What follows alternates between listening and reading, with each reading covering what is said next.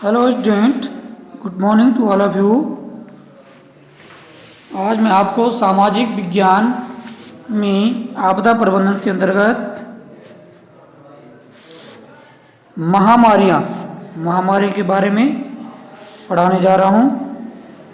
ध्यानपूर्वक समझेंगे क्या होती महामारियाँ। महामारी संक्रामक बीमारी या सेहत से संबंधित कोई अन्य घटना होती है जो समुदाय के एक सदस्य से दूसरे सदस्य को लगती है और जो विशिष्ट क्षेत्र पर तथा अप्रत्याशित होती है। महामारी क्या होती है? जो एक व्यक्ति से दूसरे व्यक्ति में या एक समुदाय से दूसरे समुदाय में के सदस्यों में जाती है और बहुत बड़े क्षेत्र में बहुत गंभीर रूप धारण कर लेती है। उसे महामारी कहा जाता है। बहुत बड़ा क्षेत्र होता है। जैसे आजकल के हमारे समय में आजकल जो कोरोना एक महामारी का रूप धारण कर रही, बहुत विशाल क्षेत्र में फैल रखी है और पूरी दुनिया में फैल रखी है। ठीक है ना। इसका जो आगमन होता है तीव्र अथवा मंद किसी भी प्रकार का होता है। कभी कभी बहुत तेज होता है या कभी कभी, जैसे आप कोरोना के काल देख रहे होंगे तो कभी कभी कम हो जा रहा है, कभी फिर वो अपना नया रूप लेकर के तेज गति से चल रहा है, या कभी कम हो जाता है। ठीक है ना। रोग तथा कीटाणु को एक स्तर से दूसरे तक ले जाने वालों को वेक्टर कहते हैं। इसमें जो ये होते हैं, ठीक है ना, ये वायु से, जल से के माध्यम से, वायु से भी जा सकते हैं, जल से भी जा सकते हैं, एक दूसरे के संपर्क में से भी जाते हैं, अपने स्थान पर सक्रिय रहते हैं। कई बार महामारी का पूर्वानुमान वेक्टर को जन्म देने वाले स्थान की वृद्धि अथवा रोग जाने वाली वस्तुओं को भी मृत्यु से लगाया जाता है। कि कभी कभी उदाहरण के लिए जैसे चूहों पर प्लेग, कीटाणु, ऐसी बीमारियां जो है मृत्यु का कारण बन जाते हैं। अब इसके कारण क्या है महामारी का? महामारी का मुख्य कारण जो होते हैं व्याधिजन, पैथोजन, जैसे वायरस या बैक्टीरिया, प्रोटोजोआ, फंगोरा आदि सम्मिलित होती है। ये इसके मेन कारण होते हैं, वायरस के कारण से होते हैं जो महामारी, या बैक्टीरिया से या प्रोटोजोआ। संक्रामक रोगों की फैलने की रिपोर्ट बढ़ जाती है उससे, जो संक्रामक से फैल जाती है और मिल रही है। इसका कारण है नंबर पहला है सैनिटरी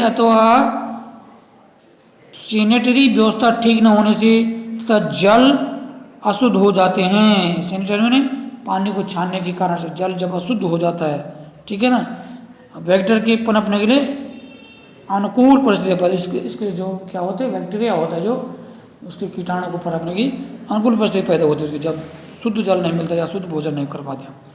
दूसरा है ऋतु परिवर्तन का समय में भी ये महामारी फैलती है, ये बढ़ती है, फैलने के लिए अच्छा होता है। जैसा कभी आजकल जब आपने देखा होगा कोरोना महामारी बढ़ गई तो ऋतु जब चेंज होने लगती है, मौसम जब चेंज होता है तब उसका समय ज़्यादा आता है बढ़ने का। ठीक है ना।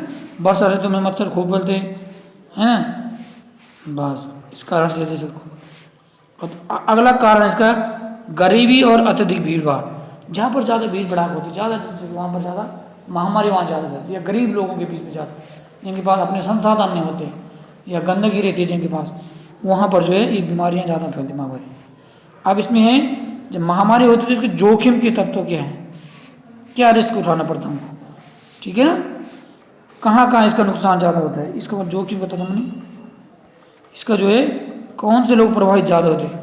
मलिन बस्तियों में झुग्गी झोपड़ियों में निवास करने वाले लोग, जो झुग्गी झोपड़ों में निवास करने वाले, मलिन बस्तियों में जहाँ गंदगियाँ ज़्यादा होती है ऐसे लोग, अभावग्रस्त लोग, जहाँ जो गरीब होते हैं, गरीबों के बीच में ज़्यादा महामारी का भी गरीबों को। अभी आपने देखा कोरोना काल में सरकार ने पहले क्या किया, गरीबों की मदद के लिए, गरीबों के लिए भोजन पहुँचाया। ऐसे तो नहीं कि भोजन की कमी से महामारी ज़्यादा फैलती है या उनके पास अन्य सुविधाएं न होने के कारण ज़्यादा होती है, वहाँ पर ज़्यादा होता है। उनके इलाकों में सैनिटेशन तथा स्वास्थ्य संबंधी सुविधाएं कम होती है, वहाँ पर जो है सफाई की और स्वास्थ्य की सुविधा अच्छी नहीं होती है, जिस कारण से ऐसी जगह ज़्यादा फैलती है। ठीक है। नागरिकों का पूर्ण अभाव रहता है वहाँ पर। अतः महामारी की दृष्टि मलिन बस्तियाँ सबसे सुवेद है, यानी सबसे ज़्यादा खतरनाक वही होते हैं। संकट प्रभावित क्षेत्र, दूसरा क्या है इसमें, इसके संकट प्रभावित कहाँ के क्षेत्र में? संकट प्रभावित क्षेत्र भूकंप, बाढ़, सूखा, ठीक है, ये संकट प्रभावित क्षेत्र आदि महामारी भी होते हैं। ये भी महामारी तो, लेकिन इन क्षेत्रों की अपेक्षा संकटपूर्ण क्षेत्रों में महामारी फैलने की संभावना अधिक रहती है। वर्तमान समय में अंतर्राष्ट्रीय यात्रा के कारण भी संक्रामक रोग एक दूसरे से, जैसे आजकल क्या हो रहा है, अमेरिका से यहाँ आ रहे लोग तो उसमें महामारी आ रही, जापान से आ रही, चाइना से उत्पन्न हुई बीमारी जैसे कोरोना में, तो दूसरे देशों में भी फैलती है। ये भी एक संकट प्रभावित क्षेत्र है, ठीक है ना। गरीबी भी है इसकी, गरीबी और महामारी की चोली का दामन एक साथ है। गरीब लोगों में भी ज़्यादा होती है, मैंने पहले बताया, उनमें पौष्टिक भोजन की कमी इस कारण से। विशिष्ट प्रभाव इसका कहाँ होता है, महामारियों के अपने ही विशिष्ट प्रभाव होते थे।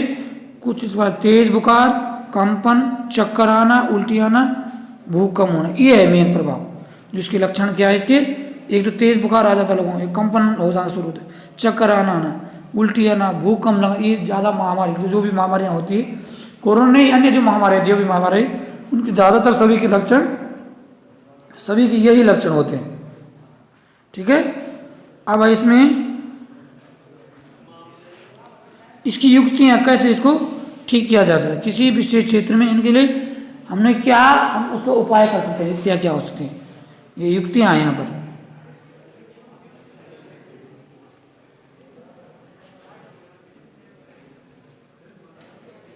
युक्तियाँ क्या हो सकती है, महामारी के समय हमें क्या करना चाहिए, संभावित लोगों की पहचान करके आकस्मिक घटना संबंधी योजना तैयार करनी चाहिए। जो लोगों की पहचान, किसमें ये बीमारी है, उन लोगों की पहचान करके उनको अलग करना, उनसे चौकसी रखना, सूचना देकर महामारी के प्रकोप को कम कर सकते हैं हम, ठीक है ना। जब हमको पता लगे ये लोग प्रभावित है इससे, तो उन लोगों से दूरी बना करके रखना या उनका उपचार करा करके ऐसे काम करके उसको कंट्रोल किया जाता है।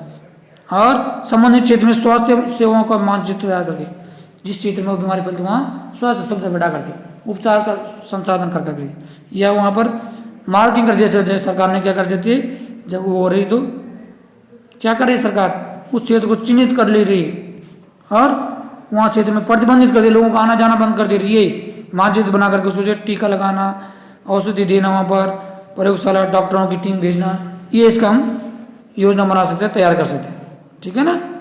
हाँ, जब ऐसी व्यवस्था होती है, प्रशिक्षण देकर, जब महामारी आती है तो अच्छे परिणाम पाने के लिए हमको ट्रेनिंग भी देनी पड़ती है लोगों को कि आप कैसे बचेंगे, लोगों को प्रशिक्षित करना है, या प्रशिक्षित डॉक्टर की और प्रशिक्षित व्यक्ति की ही रोगियों की सहायता करते हैं, जो और लोगों को भी ट्रेन करके वहाँ भेजना कि चलो भाई आप लोगों को ऐसा अधिक से अधिक लोगों को ट्रेनिंग करती है सरकार ऐसे समय पे।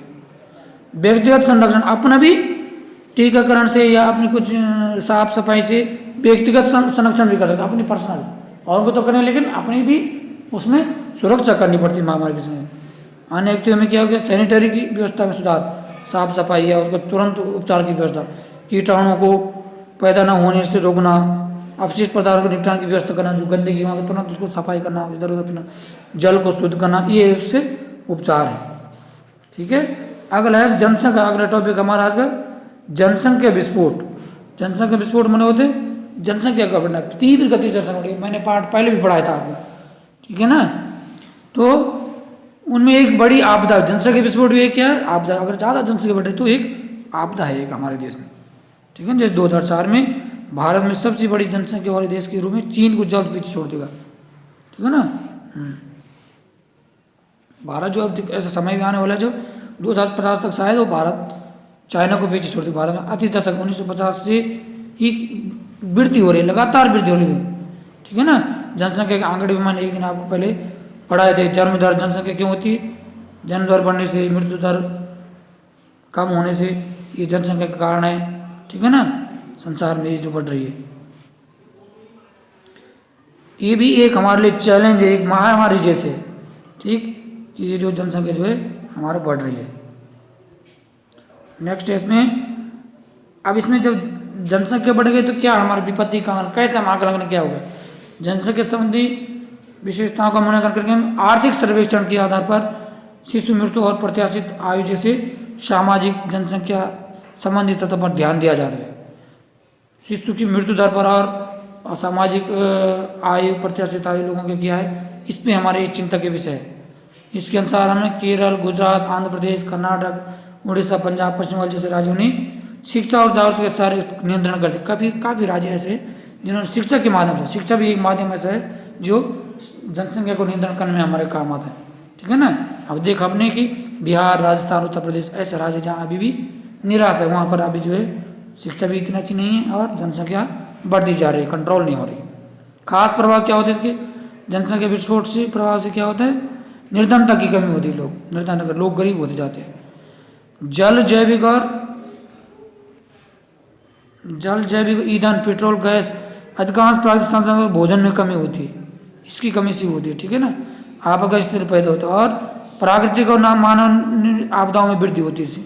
इसका क्या प्रभाव, जनसंख्या बढ़ेगी तो आपदा भी ज़्यादा आएगी, ठीक है। भोजन की कमी होगी, प्राकृतिक संसाधनों की कमी हो जाएगी, पानी की कमी होगी, पेट्रोल की कमी होगी, डीजल की कमी होगी, गैस की कमी, इन चीज़ों की कमी जनसंख्या से।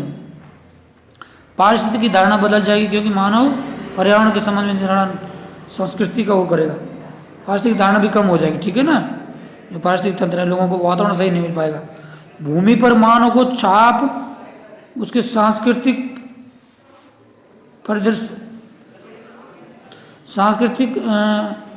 परिदृश्य को निर्धारित करती है, ठीक है ना। भूमि जो मानव की छाप, मनुष्य ज़्यादा हो तो पता लगता है कि उसकी संस्कृति किस प्रकार की है, कैसा मनुष्य की जो जीवन है। पर्यावरण और उसके संसाधनों के बारे में हमें विचार संस्कृति पर निर्धारित होंगे।